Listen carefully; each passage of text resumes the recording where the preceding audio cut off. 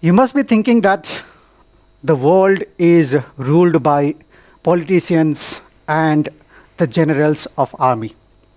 But in fact, they are the business leaders who control the economy of the whole world. If you take out the list of top 10, top 20, or even top 100 richest people in the world, almost all of them are the founders and the CEO of the top companies in the world. For example, Jeff Bezos, the CEO of Amazon, he is the richest person in the world at present.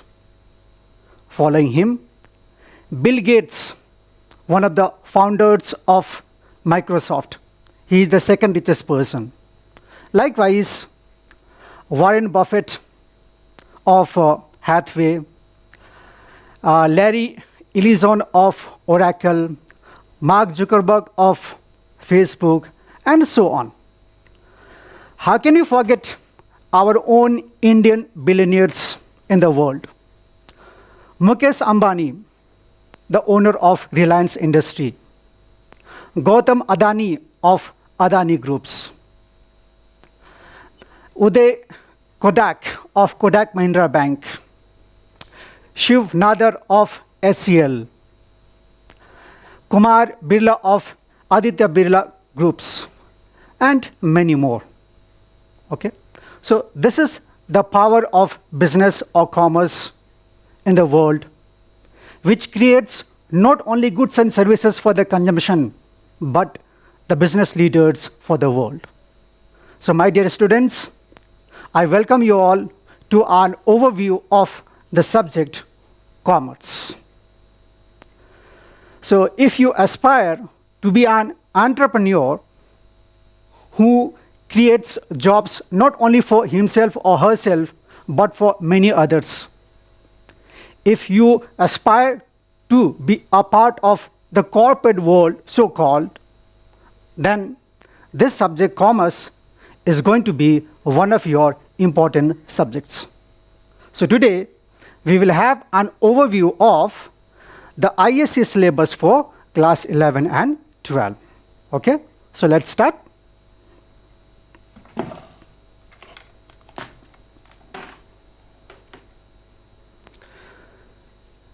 The ISC syllabus of commerce gives you an insight into the fundamental concept of business and the various functions of a business concern. And if you look at the syllabus class-wise, in class 11, the first topic of the syllabus is nature and purpose of business. So here, the students will have the concept of business, profession, employment, these three major economic activities.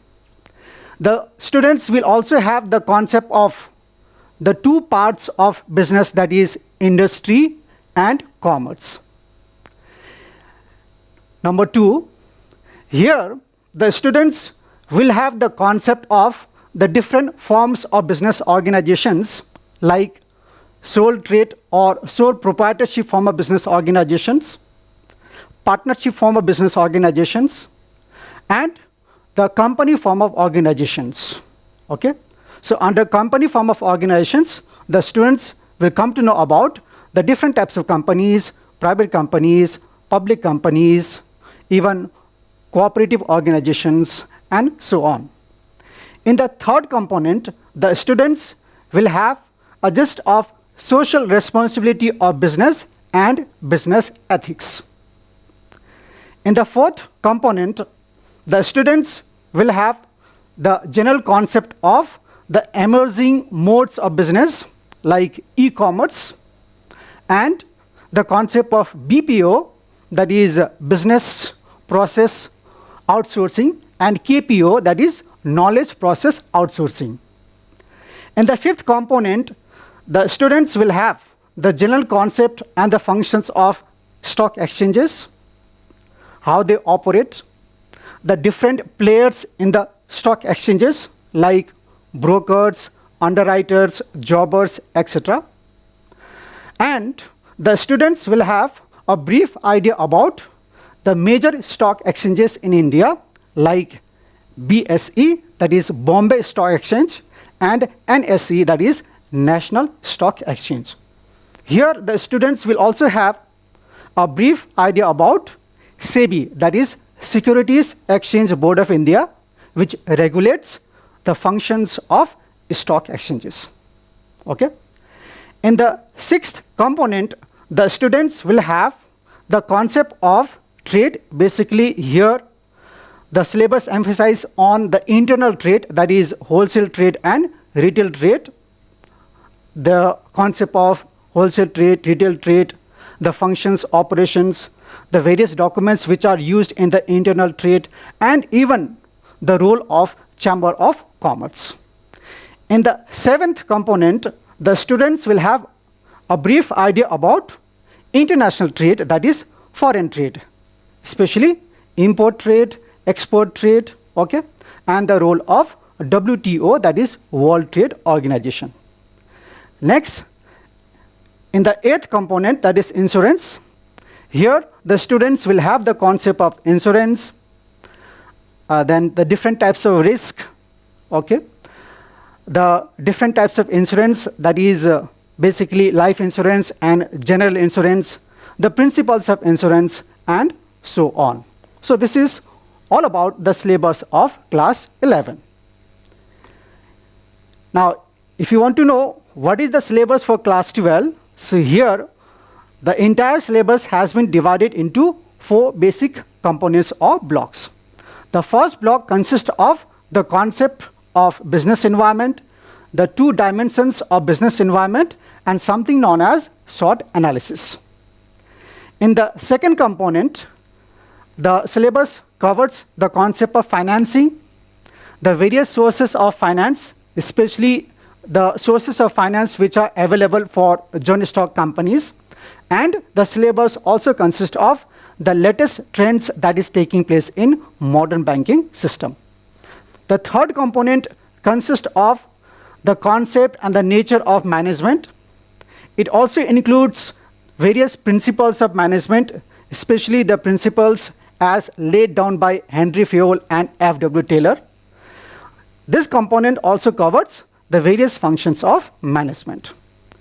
Fourth, last but not the least, here the students will have the concept of marketing, various functions of marketing, the 4 P's model of marketing mix, and the concepts and the methods related to consumer protection. So this is all about the syllabus of class 11 and class 12, what you can expect. Okay? So after knowing the syllabus, let us also understand the question pattern of ISC for our subject commerce. Our subject commerce has the total weightage of 100 marks, which is subdivided into 2 components, that is project, which has the weightage of 20 marks, and the other one is written examination, which has the weightage of 80 marks. In the project part, each student will have to submit 2 projects which carries 10 marks each.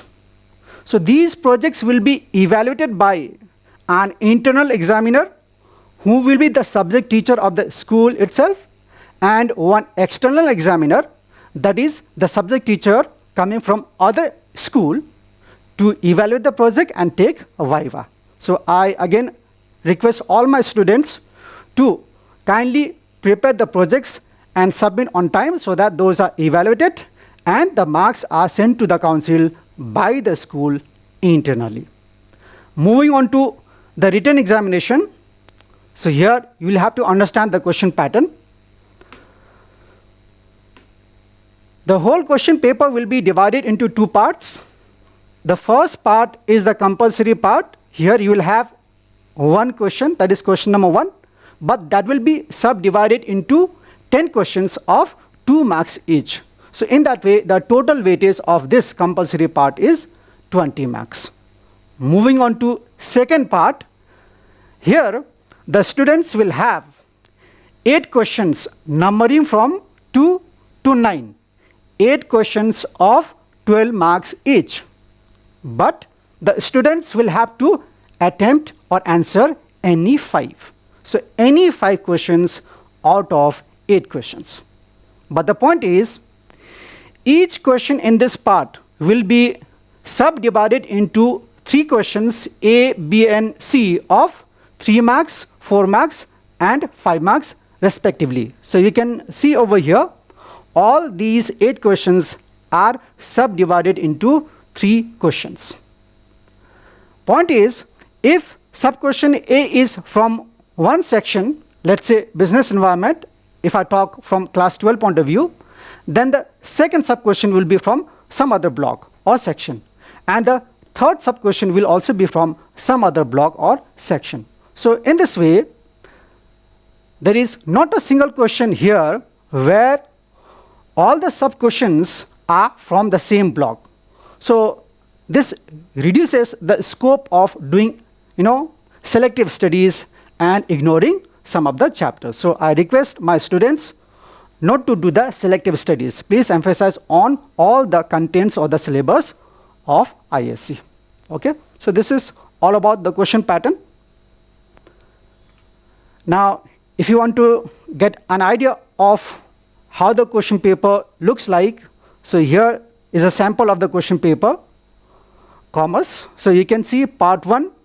Here you have question number 1, where there are 10 sub-questions of 2 marks each. So all these questions are mandatory or compulsory.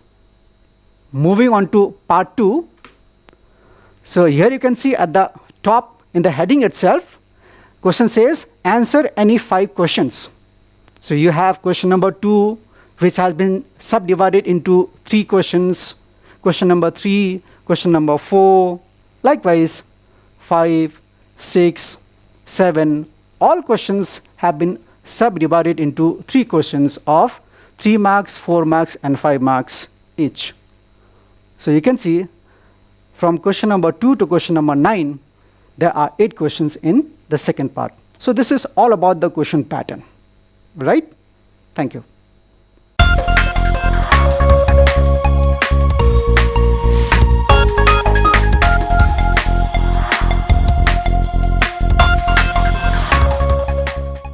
Humanities is that academic discipline which studies about the human society, human relationships and human interaction.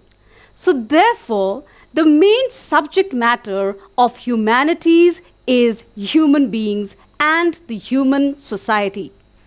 And the students or the scholars who study humanities are known as humanists. On that note, dear children, welcome to ISC online video lectures, especially for class 11. I would use this session specially to prepare you, to give you an overview of the subject history. As you all know, history is a subject which deals with events, which deals with personalities. Most of you will tell me that it deals with the past events, etc. You are very, very correct. At the same time, many of you might also tell me that it is a very, very boring subject. But let me make you aware beforehand itself that this is one of the most amazing subjects. This is one of the most interesting subjects. And not only that, it also builds up curiosity, just like any science subject. Therefore, I would like to tell you all beforehand that studying history is not only boring, but it is fun. So let us take a look at what is in store for us, especially this year in class 11. Now, most of you students have opted for this academic discipline called humanities. In humanities, since I have already told you, we are dealing with human society, so we have to come across various subjects like history, political science, geography, we have sociology, we have economics, which all deals with the human relationships. Out of these academic disciplines, today I will be talking to you about history. Now, all of you have already taken up this subject, history, in your previous years. I think from class 3 onwards, it has been introduced as social studies, and by the time you reach class 5, you have a separate textbook on history and a separate textbook on geography. So when I'm talking about history of class 10, just recap, what are the subjects or what are the chapters that you have studied in class 10? We encountered in class 10, especially I am talking about the ICSE syllabus, which begins with the national movement, which is divided into 2 phases. One is from 1857 to 1915, and then we have from 1915 to 1947. Then we also look at the world history, which we call it as contemporary history. In contemporary history, we have dealt with the First World War, the Second World War. We have dealt with this organizations called the United Nations Organization, and also the non-aligned movement. And I think we ended up with the year 1961 with the formation of the non-aligned movement. This journey from class 10 history to class 11 history is a gradual climb. You're not going to be introduced suddenly to these very, very difficult topics or chapters in class 11. It's a gradual, a very slow kind of movement or a transition. And therefore, in class 11, please be prepared to come across the same topics that you studied in class 10. Now in class 10, if it was more of, I told you, I've told this before in my previous lectures also, it's more of an objective kind of questions or an objective kind of approach. In class 11, the same content, the same chapters, the same topics will be dealt in a more comprehensive, in a more detailed, in a more elaborate, in a more descriptive kind of manner, as well as we will also approach various schools of thought, especially the history schools of thought. Like in your textbooks, you will come across the Cambridge School of Historians, or you will come across Indian historians, the quotations from R.C. Majumdar, etc. So therefore, in class 11, it is going to be more elaborate in nature. So now that I have already given you an overview of the expected contents that you will get in history, let me first discuss with you the scope of the syllabus. Why do we need to study history? So now I'm going to show you the scope of the syllabus. And once you understand this one, then let me go back to what I referred to history as. Definitely, you will find the subject to be amazing, filled with curiosity. And like I told you, it is definitely going to be fun. First one, to provide accurate knowledge. Accurate meaning exact, correct, factual. Nothing but the truth. In history, you will get accurate knowledge of significant events. So many things have happened in the past. We've seen revolutions, we've seen wars, we have seen battles, we have seen the coming of different ages and periods, etc. You will get exactly the facts or accurate evidence regarding the significant events. When we study events, at the same time, we will also study about personalities.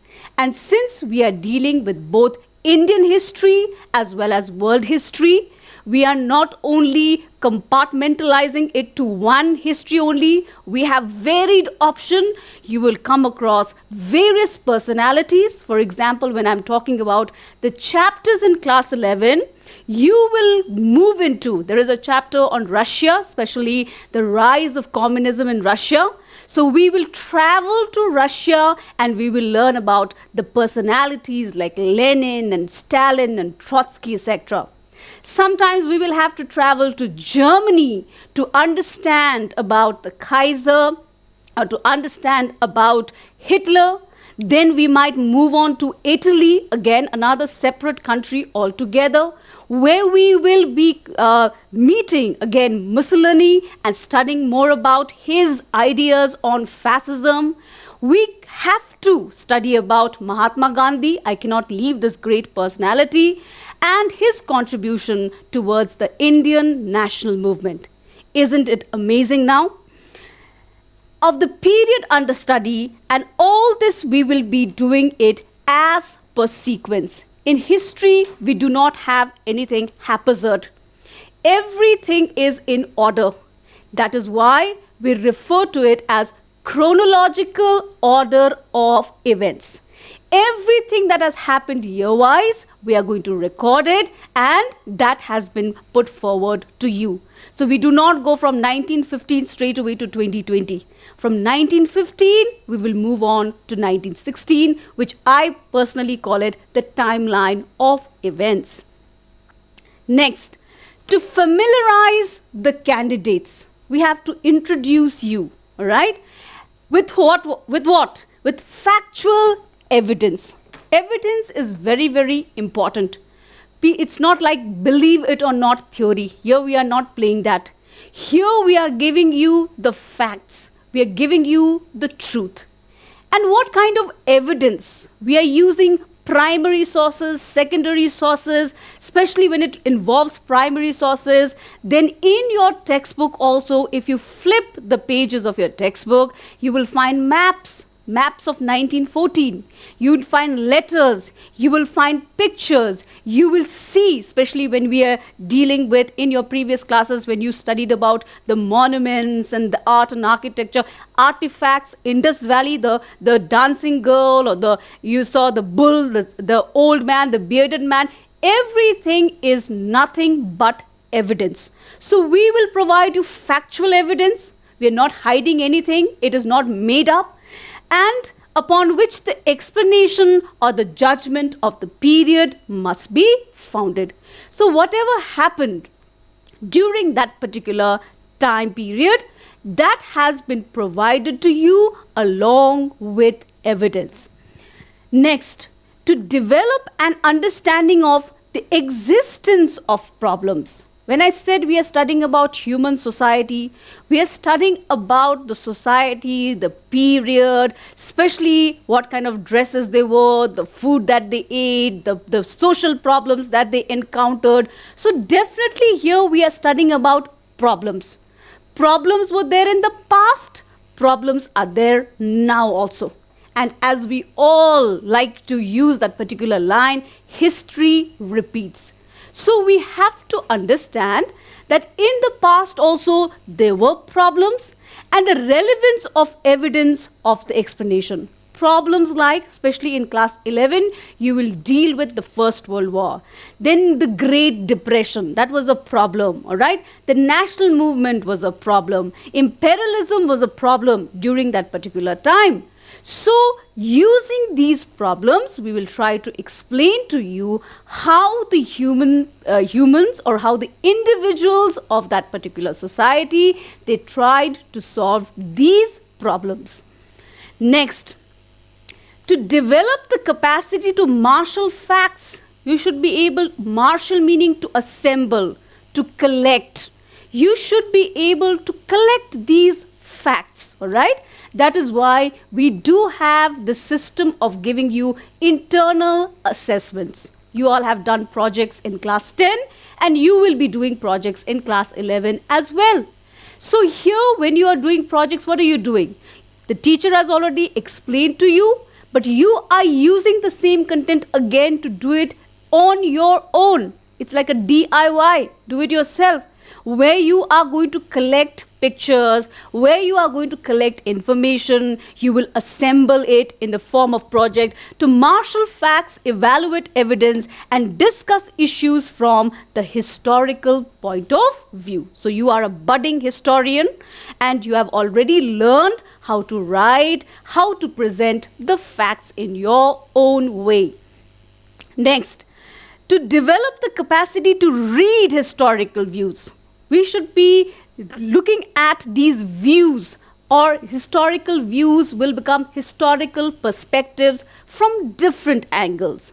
Like when I teach you Indian history, then I might, being an Indian, then I will always look at Mahatma Gandhi as a hero, or I will always look at the British as an enemy who came and who ruled over our country for so many years.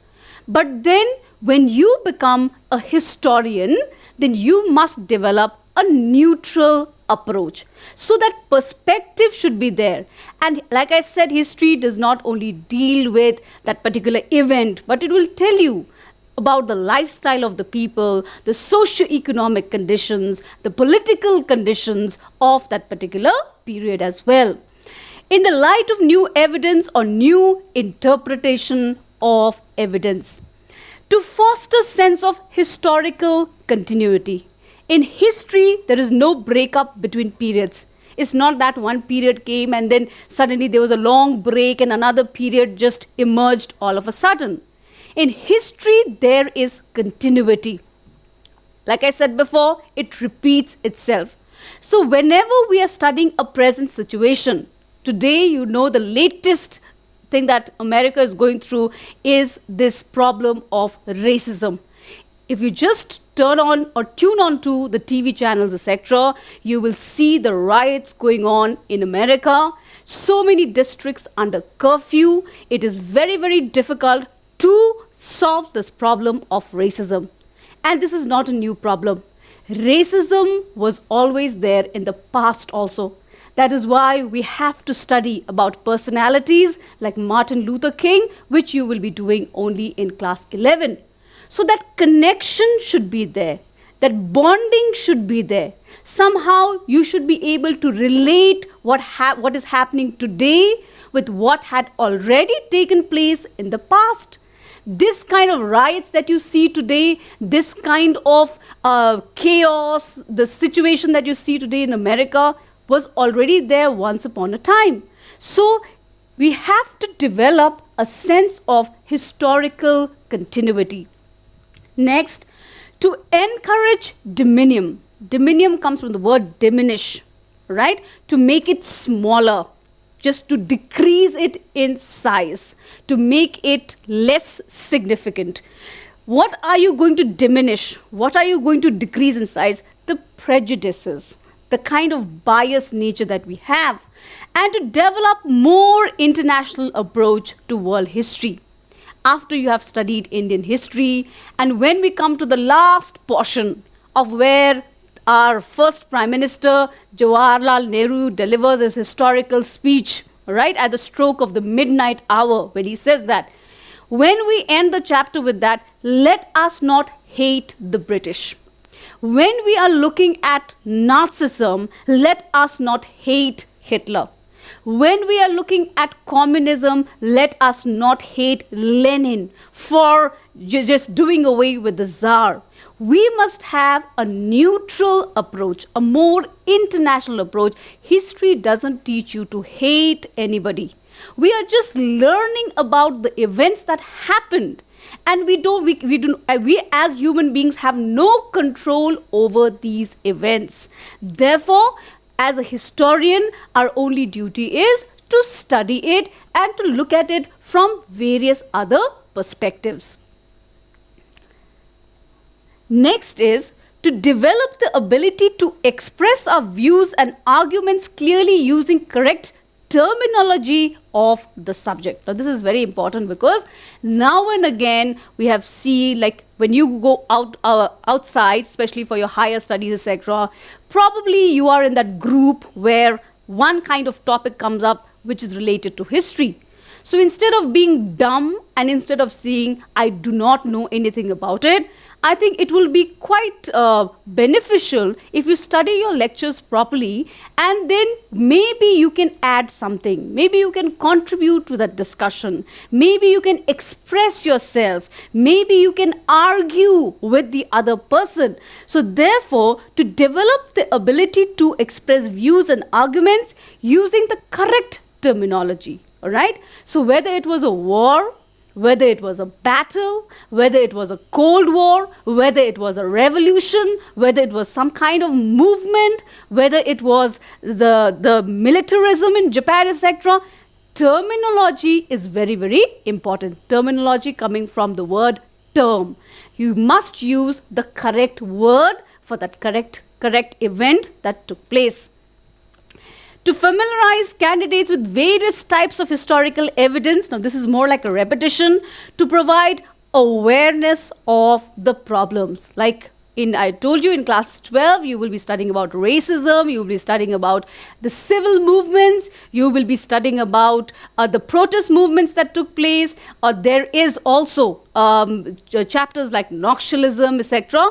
So when we are actually studying about that, then we are becoming aware of the problems. Problems are never ending. Today we are dealing with a crisis. Today we are dealing with a pandemic. But please do not think that it is over. There's not going to be a full stop after this.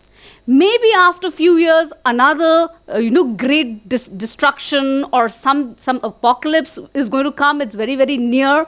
Like maybe when the First World War came to an end, then you all know, you have done this in class 10 as well, you all know the leaders of these great allied countries, etc., they had pledged that we are not going to have a Second World War. That is why an organization like the League of Nations was formed with one-point agenda. We will not have any war, but we did have a Second World War. And when the war was over, again the leaders, they pledged, let us make the United Nations organization. One-point agenda again, we will have international peace and security. And we thought that with the advancement of technology, education, then maybe welfare governments coming up, this war situation has been, let's say people have been able to control the situation for some time. And then none of us ever thought about this pandemic, but the pandemic came. So therefore, history also tries to provide awareness of the problems in evaluating different kinds of source materials. And then when you are talking about source materials, evidences also, you should be able to make the decision which is the right source material and which is not. Because you will find even in video lectures, like when you are sort of using the internet, especially to download various lectures on various topics, etc., then you have to make sure that the kind of lecture that you're listening to is also correct, that is also accurate. So the same with the source materials. We have to make sure which is genuine and which is fake. So with this, we finish off with the scope of the syllabus. Now let me draw your attention towards the format of the question paper. As you all know, earlier in class 11, we used to have in-house examinations, but from 2020, that is this year onwards, in class 11, the council has also introduced its board examination. So what you study in 11, you have to give a board examination on that, and then the 12th syllabus is there, which you give it the following year.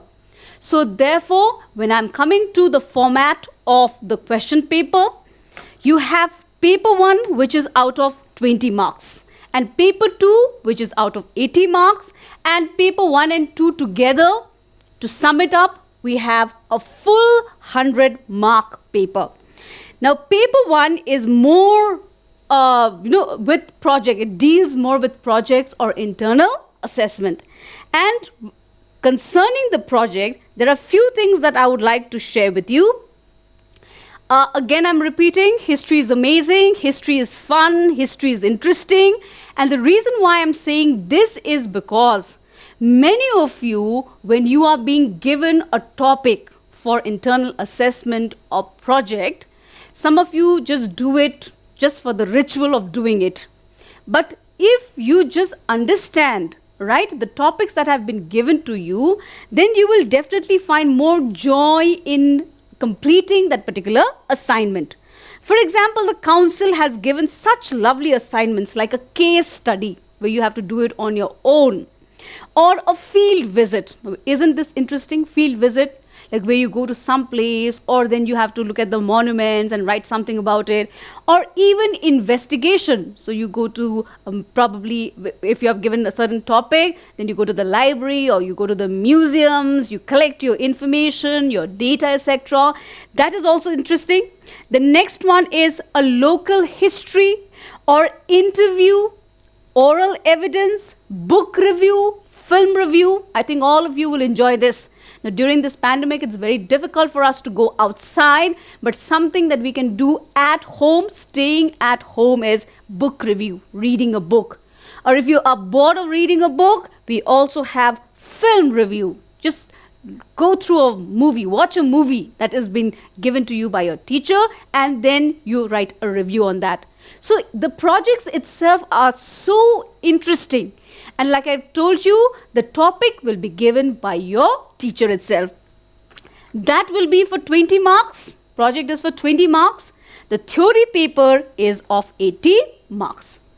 Now, let me just show you what to expect in the theory paper. Theory paper is for 3 hours. In class 10, you just had 2-hour exams. But here in class 11, you have a 3-hour examination. 80 marks is divided such. Compulsory questions, 20 numbers. You will have 20 questions, and each question will carry 1 mark. By compulsory, I mean you have to write it down. There is no chance of leaving anything blank. So you have 20 questions, all short questions are there, right? And each question, again I'm repeating, carries 1 mark. The next section, that is section B, is choice based. What do you like? Whatever you like, you can choose. And these are all long questions. These long questions, you have to attempt 5 in number. There are about 8 questions. Out of 8 questions, you have to choose 5. Now let us look at the marking scheme. 2 questions from section A, 2 questions from section B, that is compulsory. Section A is Indian history, section B is contemporary or world history. Now, since you have to study both the histories, then you will have to do 2 questions each, that is compulsory. 2 from A, 2 from B, which makes it 4. Now you have to do 5. So 1, here you can use your choice. 1 question you can choose from any section. So if you're comfortable with world history, please go ahead with that. If you have really prepared on Indian history, then you can go ahead with that. So you will have the 3-2 combination, which makes it 5. Now let's look at the marking scheme. 12 marks each for a question. Like you have 1, right, A and 1 B. So 1 A, that is subsection A, will carry 6 marks. Subsection B will carry 6 marks, which makes it 12. Sometimes you can have 1 solid question also. Like you can just have number 2, and you can have a solid question all out of 12 marks without any breakup. So this makes it a total of, you had 20 over there, 60 this side, which makes it a total of 80 marks. Now that I have prepped you up, I've prepared you, I've told you what is humanities, I've told you about the subjects that come under this academic discipline, I told you about studying history, I have also prepped you up on the scope of the syllabus, the format of the question paper, how this is a very gradual climb from class 10 to class 11. Now, I'm just going to give you a few suggestions which might help you in learning history. First one, read a lot of reference books. Please consult your respective teachers. They will give you the reference books again. You must have those genuine reference books. Of course, today children prefer to use the internet, but whichever website that you're using, whichever portal that you're using, make sure it's a genuine one. Second, watch videos related to the topics. You'll get excellent footage pictures on national movement. You have lots of footage, the real footage on First World War, Second World War, speeches which are given by these great personalities. And this is what is going to make interesting. Apart from that, you can ask again suggestions and advice from your teachers on the movies that you can actually watch. Relate the topic to present day situation. Especially in class 11, there is a very interesting chapter on Great Depression. The Great Depression, which came, the economic depression, which came immediately as an effect of the First World War. Today, we are going through the same depression. We have recession, job cuts, economy has increased, GDP growth has increased, decreased. Let me make that correction. Economy has decreased, GDP growth has decreased. So again, the same thing. There was a depression once, there is a depression now. So you have to relate it to then and now situation. Write answers and points. This is very, very important because when you're writing in paragraphs, again, the teacher has to read the entire thing. So when you write in points, it becomes very easy even to correct. Next is avoid irrelevant details. Now, many children still go with the myth that if you write good introduction and if you write 2-3 lines of good conclusion, then you can write a story in between or maybe the lyrics of some song in between. That is not done. You have to, don't beat around the bush. Be very exact, all right? Be very accurate, be very precise and give relevant details. Last but not the least, solve the previous ISC question. You can just go through the question pattern. You can solve these questions. And if you do so, then you're definitely going to score good marks in history. With this, I would like to end today's prep up session. I told you in my next session, we will start off with ISC history first chapter. Thank you very much for watching my video. Until next, stay safe, stay indoors and save lives. Thank you.